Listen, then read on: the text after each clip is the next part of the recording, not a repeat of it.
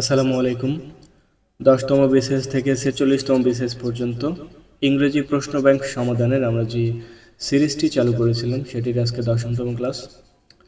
তো এই ক্লাসে আমরা আজকে দেখব জেন্ডার থেকে কোন ধরনের প্রশ্ন এসেছে 10 থেকে 46তম বিসিএসে, এবং সেই টাইপের প্রশ্নগুলো আমরা ফলো করার চেষ্টা করব।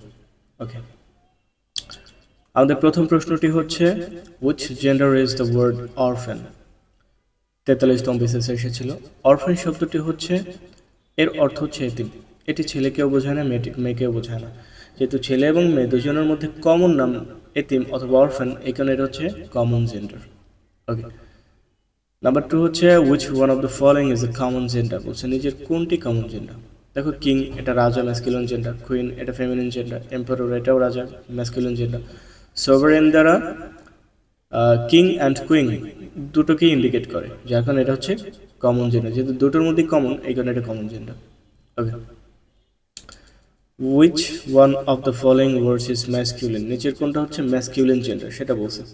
ল্যাড মানে বালক, বয়, তো এটা হচ্ছে ম্যাসকিউলিন জেন্ডার। যেহেতু এটা হচ্ছে ইন্ডিভিজুয়ালি ছেলেদেরকে বোঝাচ্ছে, কমন না কারোর মধ্যে, শুধুমাত্র ছেলেরা, এই কারণে এটা হচ্ছে ম্যাসকিউলিন জেন্ডার। ঠিক আছে, ওকে। পরে what is the masculine gender of mare. Mare শব্দটির ম্যাসকুলিন জেন্ডার কি? মেয়ার শব্দটির ম্যাসকুলিন হচ্ছে স্টেলিয়ন। মেয়ার হচ্ছে মাদি ঘোড়া, ঘটকি। স্টেলিয়ন হচ্ছে ঘট, কি বলে এটাকে,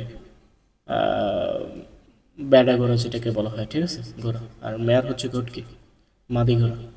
ওকে, সো এই 4টা প্রশ্নই হয়েছিল বিগত বছরে জেন্ডারের উপরে, এবং ব্যাপারটা হচ্ছে 40তম, 43তম, 41তম, 40তম এবং 34তম।